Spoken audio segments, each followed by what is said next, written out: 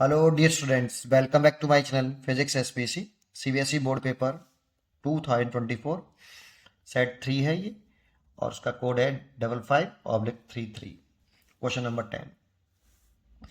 The wavelength of matter wave, matter wave मतलब de Broglie wave भी बोल सकते हैं आपसे, associated with an electron of kinetic energy k is lambda. If the kinetic energy of the electron is doubled, the associated wavelength becomes, ठीक है।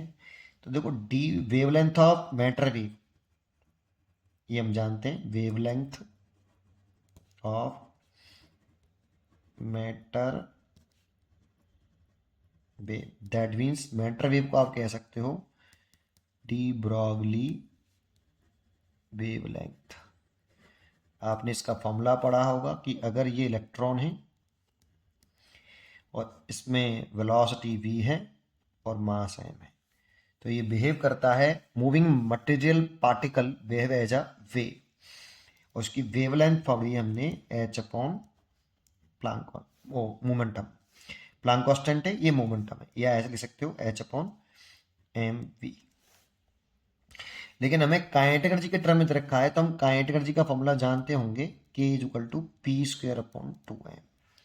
तो यहाँ से मोमेंटम निकालें तो p square is equal to 2m into kinetic energy, that means p is equal to root के अंदर 2m into kinetic energy.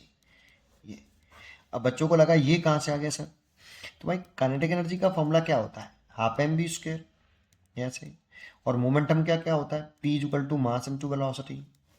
अब देखो अगर मैं काइनेटिक एनर्जी और मोमेंटम में रिलेशन बनाना चाहूँ तो एक मास का ऊपर नीचे मल्टीप्लाई कर दीजिए इसमें, ऐसे एक m का ऊपर नीचे मल्टीप्लाई कर दिया, ऊपर वाले को ले सकते हैं पी स्क्वायर और नीचे को ले सकते हैं 2m। देखो आ गया रिलेशन काइनेटिक एनर्जी और मोमेंटम में, ठीक है। तो यहाँ lambda is equal to h upon m v formula हो गया, एच अपॉन पी हो गया मोमेंटम, एच अपॉन मोमेंटम की जगह पे ले सकते हैं 2m इंटू काइनेटिक एनर्जी हो गया।